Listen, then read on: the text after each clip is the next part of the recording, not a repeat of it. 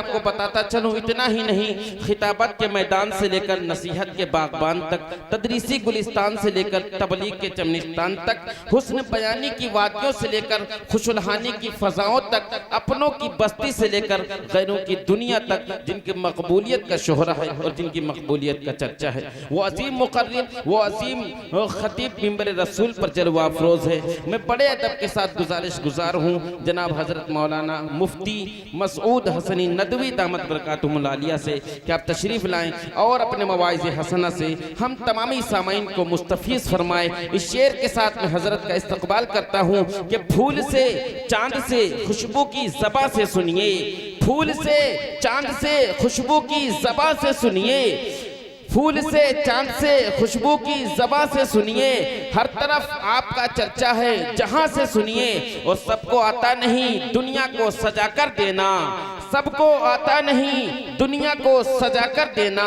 زندگی کیا ہے حضرت کی زباں سے سنیے، زندگی کیا ہے حضرت کی زباں سے سنیے۔ مائک پر حضرت مولانا مسعود حسنی ندوی دامت برکاتہم العالیہ۔ الحمد لله وكفى وسلام على عباده الذين اصطفى، ما بعد. أعوذ بالله من الشيطان الرجيم، بسم الله الرحمن الرحيم. يا أيها الذين آمنوا ادخلوا في السلم كافة ولا تتبعوا خطوات الشيطان إنكم عدو مبين. وقال النبي صلى الله عليه وسلم خيركم من تعلم القرآن وعلمہ۔ میرے عزیز دوستوں، ساتھیوں، یہاں موجود افراد اور اس مدرسے کے جو ذمہ داران ہیں اور جو اسٹیج پر بیٹھے ہوئے لوگ ہیں، ہم ان تمام لوگوں کے شکر گزار ہیں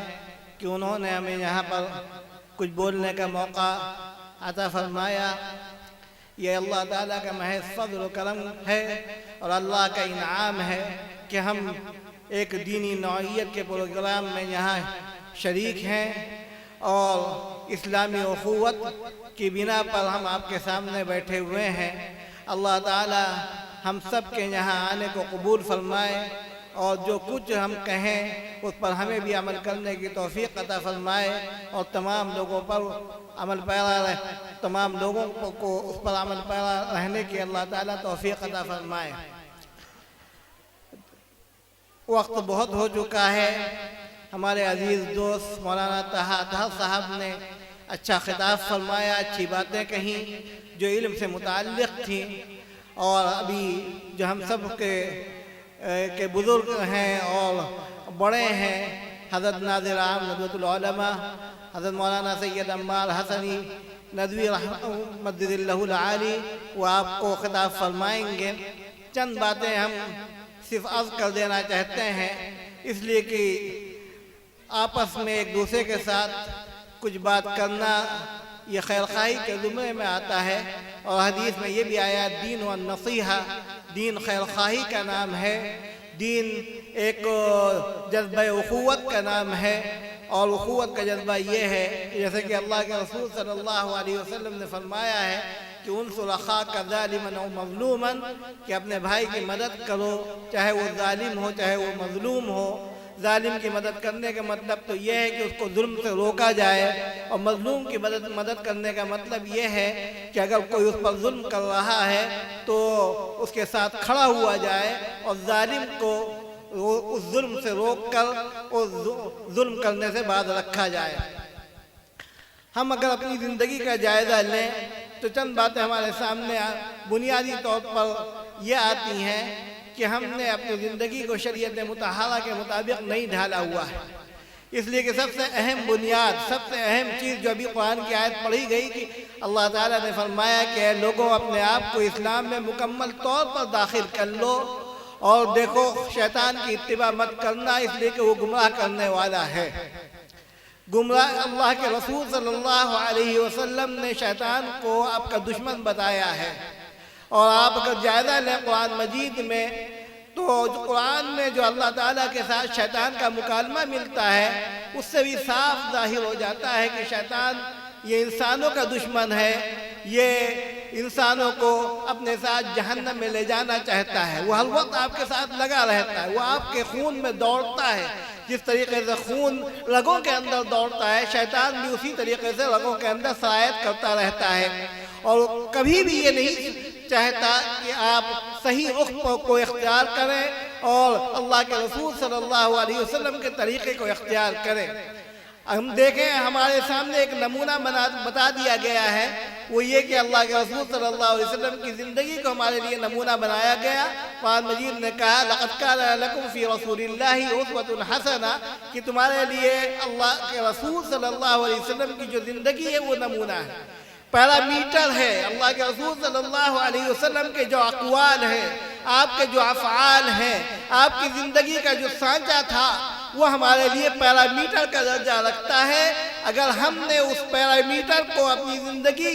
میں اپنے سامنے اگر ہم رکھیں گے تو یقین جانیے ہم کامیاب ہوں گے، اور ہماری زندگی صحیح نہج پر گزرے گی، اور ہم آخرت میں بھی سرخرو ہوں گے اور دنیا میں بھی سرخرو ہوں گے۔ انسان یہ سمجھتا ہے کہ اگر ہم دین پر عمل کریں گے تو ہمارے لیے کامیابی دنیا کی نہیں میسر ہم کو ہوگی۔ حقیقت یہ ہے کہ دنیا کی بھی کامیابی انسان کو میسر ہوتی ہے اسی وقت جب وہ اللہ کے رسول صلی اللہ علیہ وسلم کے بتائے ہوئے طریقے پر اپنی زندگی کو ڈھالتا ہے، اور اپنی پوری زندگی اللہ کے رسول صلی اللہ علیہ وسلم کے طرح سے گزارنے کی کوشش کرتا ہے۔ آپ نے کیا باتیں بتائیں، آپ نے کیا پیغام دیا، آپ کی زندگی کس نہج پر جاری و ساری تھی، اور آپ نے کس طریقے سے دنیا کو رہنے کا سلیقہ دیا۔ آپ دیکھیے جب بعثت نبوی صلی اللہ علیہ وسلم سے پہلے، جب اللہ تعالیٰ نے جس وقت آپ کو مبعوث فرمایا، اس سے پہلے دنیا کا کیا حال تھا، دنیا کس نہج پر چل رہی تھی اور کس طریقے کی انارکی پھیلی ہوئی تھی۔ آپ صلی اللہ علیہ وسلم کے آنے کے بعد جو وحشی قوم تھی وہ پوری کی پوری تبدیل ہو گئی، اور چند ہی سالوں میں، چند ہی عرصوں میں پوری دنیا کی کایا انہوں نے پلٹ دی۔ کیوں کہ اللہ کے رسول صلی اللہ علیہ وسلم نے ان کو ایک زندگی گزارنے کا سلیقہ بتایا تھا، اور آپ صلی اللہ علیہ وسلم نے جو پیرامیٹر دیا تھا، جو طریقہ دیا تھا، اس طریقے کو صحابہ کرام رضوان اللہ علیہم اجمعین نے اختیار کیا، اور جب صحابہ کرام رضوان اللہ علیہم اجمعین اس طریقے پر چلے تو پوری دنیا پر وہ قابض ہوتے چلے گئے، اور پوری دنیا کو ایک صحیح رخ پر لے آئے اور ظلم اور جور کا خاتمہ کیا۔ ہم کو بھی آپ صلی اللہ علیہ وسلم کی زندگی کو دیکھنا ہے۔ آپ دیکھیے کیا کیا چیزیں ہیں جو آج ہماری زندگی کے اندر سرایت کرتی جا رہی ہیں، اور ہم کو محسوس بھی نہیں ہوتا کہ ہم کس رخ پر جا رہے ہیں۔ ہم شیطان کی اتباع کر رہے ہیں یا ہم اللہ کے رسول صلی اللہ علیہ وسلم کی پیروی کر رہے ہیں۔ اگر ہم نے اپنی زندگی کو اللہ کے رسول صلی اللہ علیہ وسلم کے اسوے کے مطابق ڈھالا نہیں، اور آپ کے مطابق اپنی زندگی کو گزارنے کی کوشش نہیں کی، تو یقین جانیے تو آپ کامیاب نہیں ہو سکتے۔ آپ دنیا میں بھی کامیاب نہیں ہوں گے، آخرت میں بھی کامیاب نہیں ہوں گے۔ لیکن اگر آپ نے اللہ کے رسول صلی اللہ علیہ وسلم کی زندگی کو اپنے لیے نمونہ بنایا، آپ جس پیغام کو لے کر آئے تھے، جس شریعت کو لے کر آئے تھے، قرآن جو آپ پر نازل کیا گیا، اللہ کے جو احکامات قرآن مجید میں بیان کیے گئے، ان احکامات کے مطابق ہم اگر اپنی زندگی کو نہیں ڈھالیں گے تو پھر ہم کامیاب نہیں ہو سکتے ہیں۔ اور اصل کامیابی آخرت کی کامیابی ہے۔ دنیا فانی ہے، دنیا کو ختم ہونا ہے، دنیا کو برباد ہونا ہے، اور دنیا کبھی کسی کا ساتھ نہیں دیتی۔ دنیا بڑی بے وفا ہے۔ ہم کو اسی طریقے سے اپنی زندگی کو آخرت کے لیے تیار کرنا ہے۔ آپ دیکھیے آج ہمارے اندر جو خرابیاں پیدا ہو رہی ہیں، دوسرے لوگوں کے ساتھ رہنے کی وجہ سے، یا ان کے جوار کی وجہ سے، یا ان کے پڑوس کی وجہ سے، یا ان کا پورا طریقہ ہماری زندگی کے اندر گھستا چلا آ رہا ہے۔ ہم اس طریقے کو تو اختیار کر رہے ہیں، ہم مغرب زدہ طریقے کو اختیار کر رہے ہیں، ہم مادیت کو اختیار کر رہے ہیں، ہم الہات کو اختیار کر رہے ہیں، لیکن جو اصل طریقہ تھا، جس طریقے کی بنیاد پر دنیا بدلی، جس طریقے کی بنیاد پر پورا معاشرہ بدلا، اور جس طریقے کی بنیاد پر بدترین آدمی بہترین آدمی بن گیا، اس طریقے کو ہم نے کیوں چھوڑا؟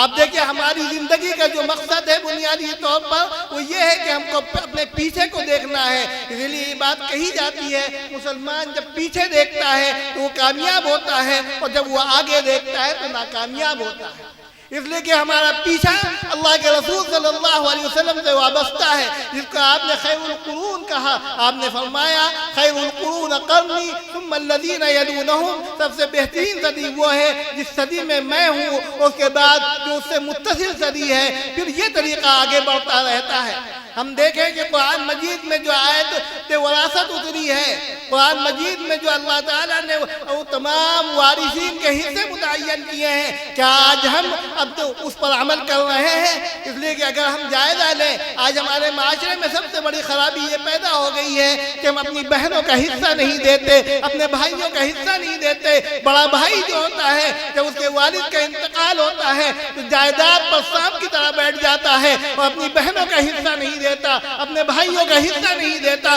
جبکہ قرآن مجید نے ہر ایک کے حصے کو متعین کر دیا ہے اور بتا دیا ہے فلاں کا حصہ اتنا ہے، فلاں کا حصہ اتنا ہے۔ اب اگر کوئی قرآن مجید کے متعین کردہ حصے ان کے حصے والوں کو نہیں دے رہا ہے تو گویا کہ وہ قرآن مجید میں کا انکار کر رہا ہے، قرآن مجید کی آیات وراثت کا انکار کر رہا ہے۔ اور جو قرآن مجید کی آیات وراثت کا انکار کرے یا کہ قرآن مجید کے کسی ایک حرف کا بھی انکار کرے، وہ مسلمان باقی نہیں رہ سکتا۔ ہم نے دین کو دو حصوں میں بانٹ رکھا ہے، ایک عبادت کے معاملات ہیں اور ایک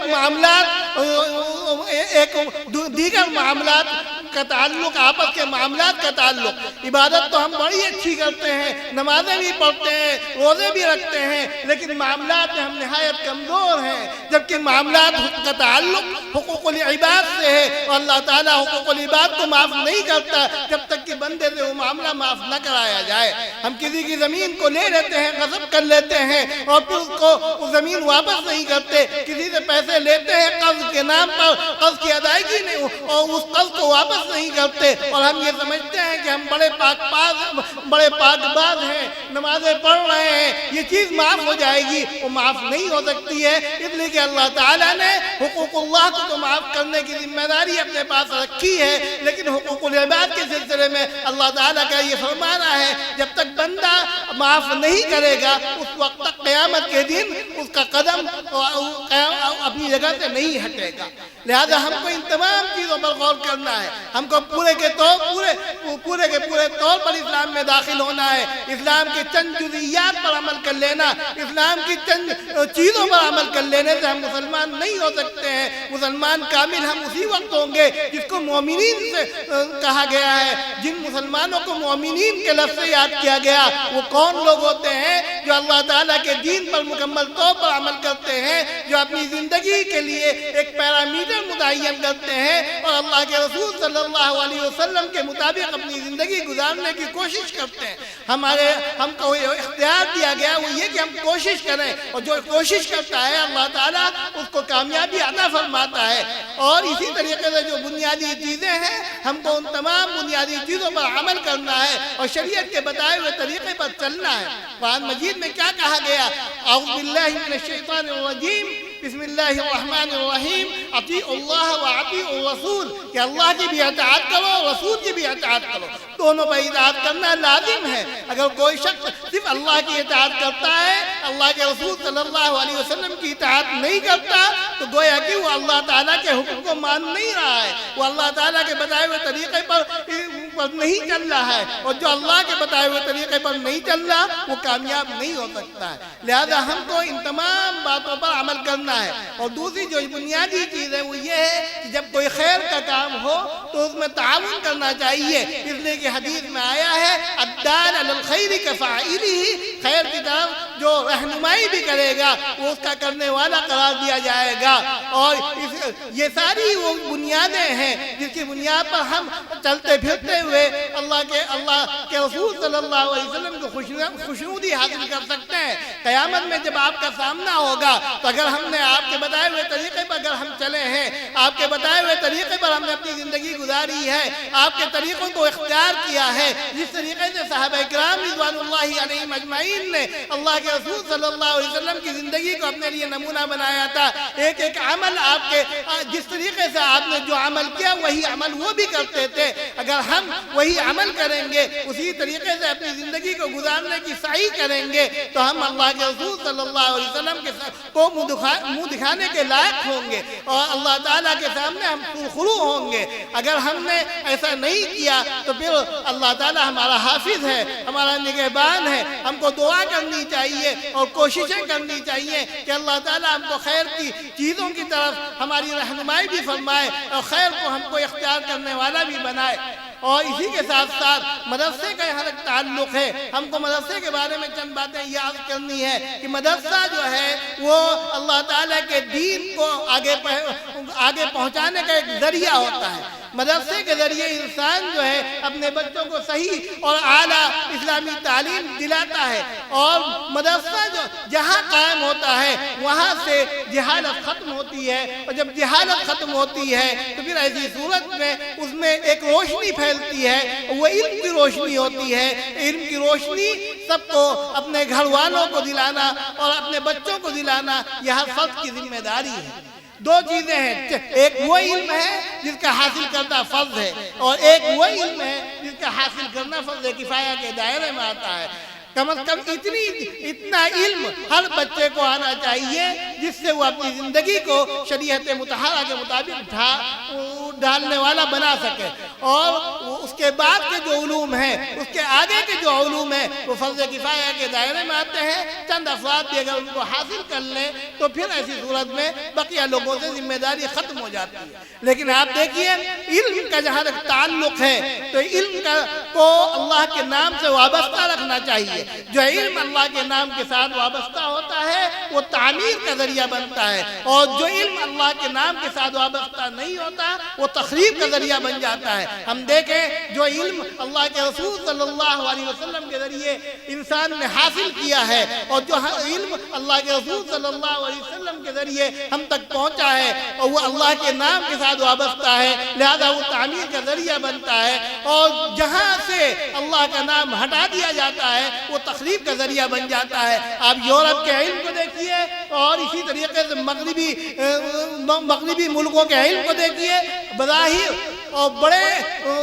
علم والے وہ لوگ ہیں, لیکن ان کی سارا علم تعمیر کا ذریعہ نہیں بن رہا بلکہ تخریب کا ذریعہ بن رہا ہے. لہذا ہم کو چاہیے کہ ہم اپنی زندگی کو شریعت کے مطابق ڈھالیں, اور جب بھی کوئی کام کریں اللہ کی رضا کے لیے کریں. اس لیے کہ امام بخاری رحمۃ اللہ علیہ نے اپنی کتاب بخاری میں سب سے پہلی حدیث جو ذکر کی ہے وہ انما الاعمال بالنیات کی ذکر کی ہے کہ دیکھو جو کام کرو اس میں اللہ کی رضا کی نیت ہونی چاہیے, اور اللہ کی رضا کی نیت انسان کو بہت بلند مقام تک پہنچاتی ہے. اس کے ہر عمل کو اللہ سے جوڑنے کا ذریعہ بنتی ہے, اور وہ چیز کامیابی کی ضامن بنتی ہے. لہذا ہم کو اپنی زندگی کو اسی کے تحت ڈھالنا چاہیے, اور ہم جو کام کریں وہ